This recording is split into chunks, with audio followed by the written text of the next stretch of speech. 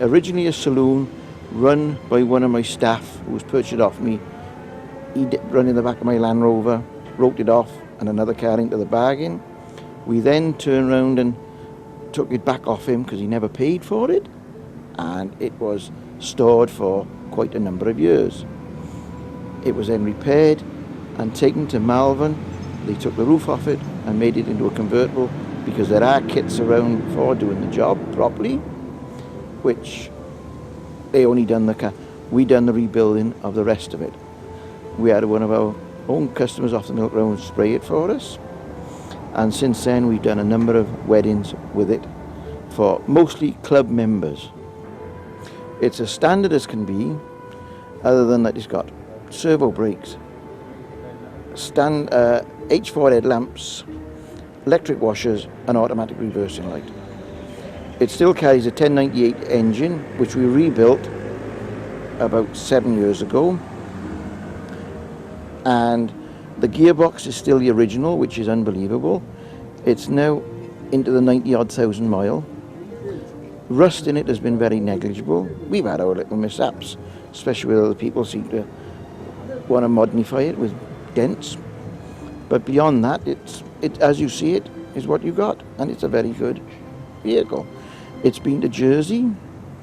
It's done weddings all around the country, and I've got no worries about going anywhere with it at all. But it's 10 years now, and it wants to start thinking about some major work doing on it, paint-wise mostly. Half it was done last year because we refitted new doors, a new boot lid and a new valance. But I've noticed, in fact only today, that the rust is coming through bad on the front wings. So we will probably put fiberglass ones on there. Then they should last, because they were done by Smith & Deakin and they're done to our own thickness. They're not the ordinary standard ones. They are made that much more to last a bit longer. Being what's known as a chop top, and it's now a convertible, roofs are not all the same. It's no good having a standard in through the post hood. You really need to have it made to fit it. Now, Don hoods in Birmingham usually fit my hoods because I find they are the best. We started off with the first hood. It all came apart, the stitching came undone and all. We then had a second one which we bought through the post, as you can see, and it would not fit tidy. It fitted, but not to the standard we would have liked. I complained. They gave me another one, which I still have, but it's never been fitted, because the year before last we were at Land's End and the wind was stronger than the fixing of the hood, and it took it away, and the insurance agreed to pay for a replacement hood, which is the one that's on there now. It can be put up in quite a few seconds. It takes a bit longer taking it down because you have to fold it neatly, and we do have a bag to put it in to make it finish, which is black. But as I say, putting it up when it starts to rain, it's in seconds. It's no problem at all. 4, 6 press studs and 2 wing nuts, and it's up. And to me, it's quite convenient because you've got the windows all around you, so you don't get the wind blowing of the same as if you've got no side screens or anything like that. The original Morris Miners did have a lift-out side screen at the rear, and for some unknown reason it seemed to vacuum the air in behind you, so you had to wear a cap to keep the hair out of your eyes, which is one of the biggest things with all convertibles. If you've got long hair, it's a problem, and that's why you see someone wearing with their hats back to front. Well, my wife drives this car mostly. It's been fitted with an invalid seat for myself, which is on slides, which is equal to the Metro. My wife uses it mostly because it's the only vehicle we got other than commercials. Basically, she's quite happy driving it because it's very cost effective, is the main thing of it. It's just, as I say, an ordinary standard, but it's not as most people buy them as a second car or as a banger to take the kids to school. To me, it's a bit of a luxury car. A long-standing thing I would have always wanted was an open-top vehicle, but my wife got it all the time. But then my love is commercials. The milk float to be a short-term rebuild, but it ended up being a 16-year project, mostly because we sold the parts. Saying that, it had 3 engines and never went out of the workshops. And the back suspensions, I can't count how many of them we changed on Saturday or Sunday afternoons to help somebody out of a mess. But it slowly got done. The best part about it is that it had to fit the original back end that we had. But to make the seating more comfortable, we wanted to replace the back of the cab, which is known as the bubble. So to get that in, we had to have 5 inches let into the chassis.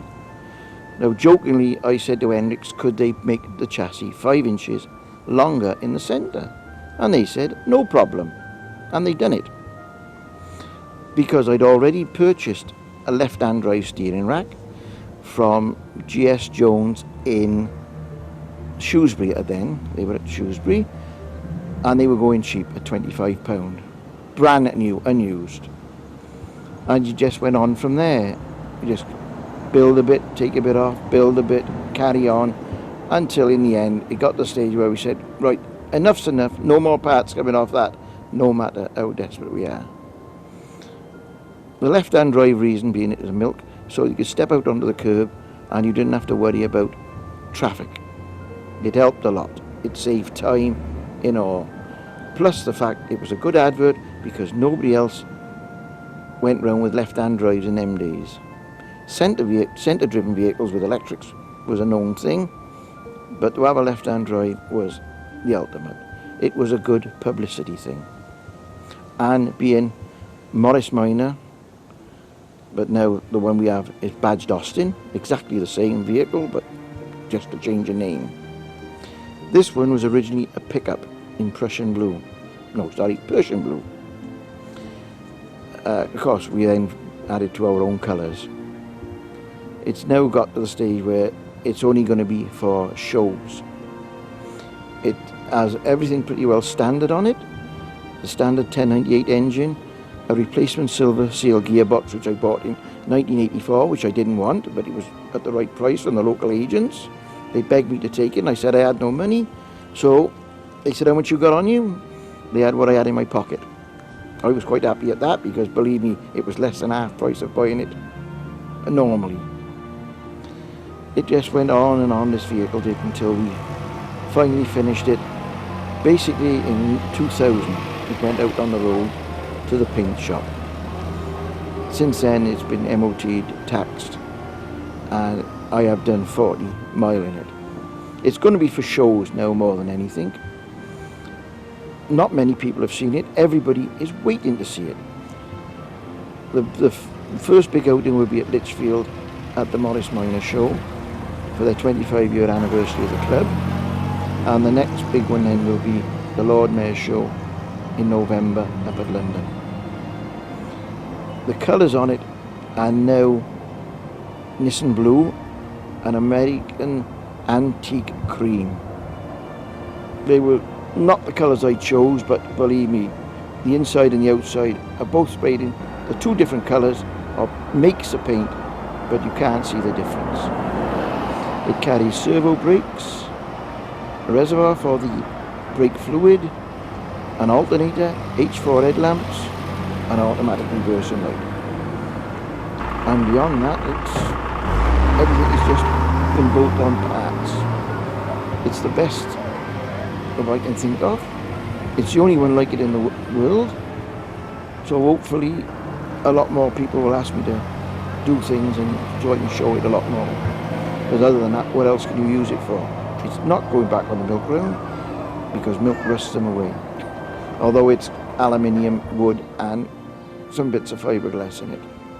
But no, it'll never go out in the snow and get all the salt from the road on it. This one, it took 16 years to build, it's got to last me 20 years.